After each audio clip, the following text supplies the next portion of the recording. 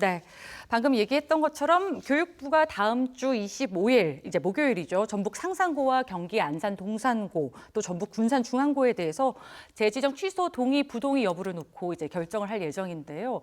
혹시 어떤 결과 전망하고 계시는지요? 글쎄요, 교육부 당국이 결정하는 부분에 대해서 함부로 예측할 수는 없습니다. 네. 근데 이제 자사고 평가 이후의 여론을 보면 아마 부동의 자체가 좀 쉽지 않는 교육부로서는 아마 분위기를 따라가야 되지 않을까 이런 예측을 해봅니다. 실제 서울시가 아마 자사고 평가 가장 13개 학교 제일 많은데 평가 과정을 보면 실제 지난 5년 전에 재지정 평가에서 보류 판정을 받은 학교들이 다시금 대거 탈락됐어요. 예. 그걸 보면 아마 평가 지표 자체 어떤 객관성 부분은 유지되고 있지 않나 이런 생각을 들고요.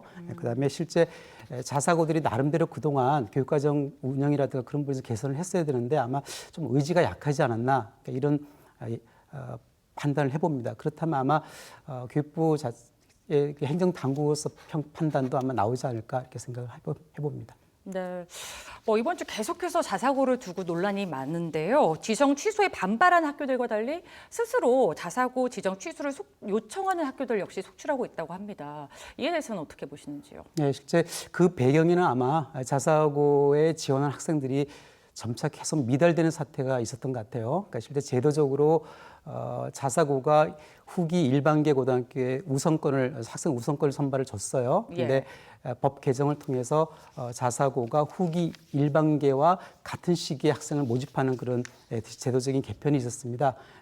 그런 요인 때문에 아마 자사고의 학생 미달이 불가피했던 것 같고요. 그다음에 아마 경제적인 불황 이것 때문에 아마 자사고의 등록금이 일반계보다 2배, 3배 내지 심지어는 10배까지 차이 나는 학교가 있습니다. 그래서 아마 학부모의 경제적인 압박도 저는 있다고 보고요. 그다음에 현 정부의 중등교육의 정책 기조는 평준화 정책입니다. 그래서 아마 대입제도 같은 그런 제도적인 개선도 학부모들이 봤을 때 자사고나 특목고가 그다지 유리하지 않다 이런 생각을 하신 게 아닌가 이런 생각이 듭니다. 현재 흘러가는 흐름에 따라서 수요도 좀 줄어든 게 아닌가. 네.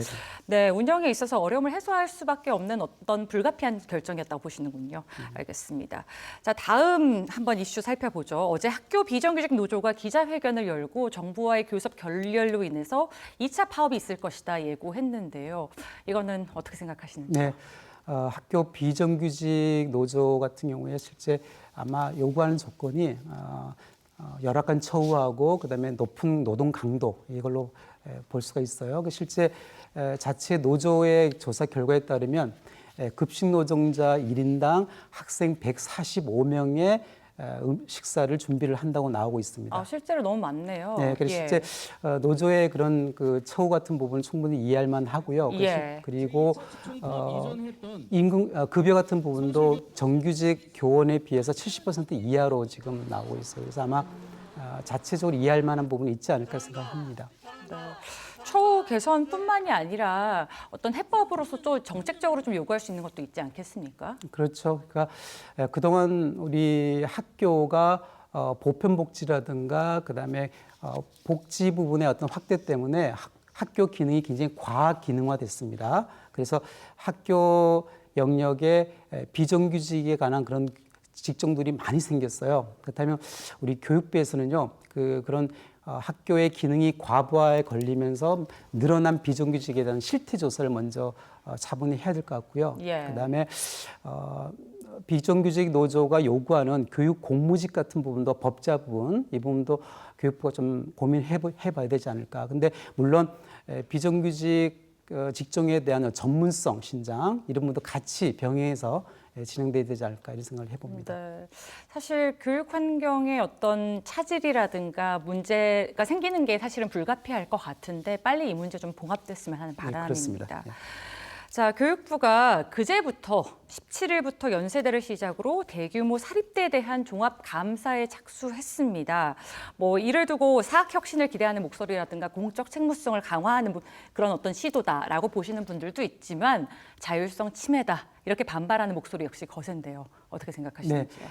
아마 개교 이후 한 번도 교육부의 종합감사를 받지 않은 학교가 학생 6천 명 이상 학교 이번에 16개 학교가 해당이 됐습니다. 실제 전국적으로 보면 일반 종합대학하고 전문대학 합쳐서 110개 이상이 111개더라고요. 예, 111개입니다. 그래서 예. 종합감사를 전혀 받지 않았어요. 그러니까 지금까지 사실상 사립대의 이른바 교육의 자율성 부여를 근거로 실제 사립대가 입시 부정이라든가 아니면 사학 비리, 그다음에 재정 비리 이런 부분 원포인트식으로 교육부가 감사에 착수하고 그다음에 이런 부분을 이제 형사 고발 형태를 취했습니다. 근데 이번 같은 경우는 종합감사는 실제 학교 운영 전반입니다. 그러니까 입시, 인사, 그다음에 회계, 시설 부분까지. 그래서 예.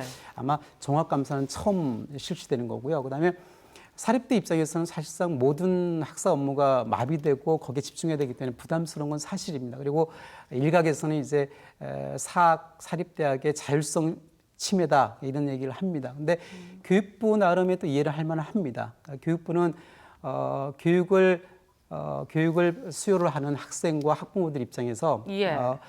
교육을 맡은 대학들이 공적 책무성을 제대로 하고 있는가 이런 부분에 대해서 교육부가 확인할 필요가 있거든요. 그래서 아마 이 두 부분이 충돌하고 있지 않을까 이렇게 생각합니다. 그런데 사실 사립대 입장에서는 뭐 사학 비리가 있었던 것도 사실이니까 우리 국민의 불신을 좀 해소하기 위해서라도 자구책이 필요하지 않겠습니까?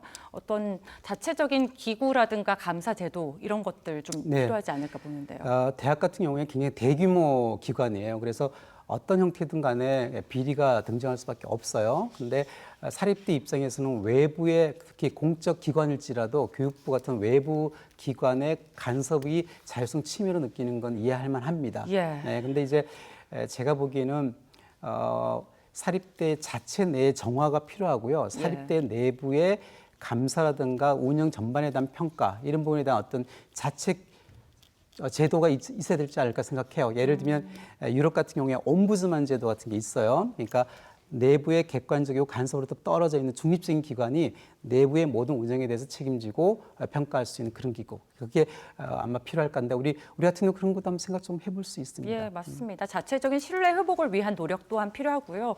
이왕 종합감사 실시할 거라면 좀 교육부가 부정 비리에 대해서 좀 엄단 조치했으면 하는 바람입니다. 네. 예, 오늘 말씀 잘 들었습니다. 네, 감사합니다.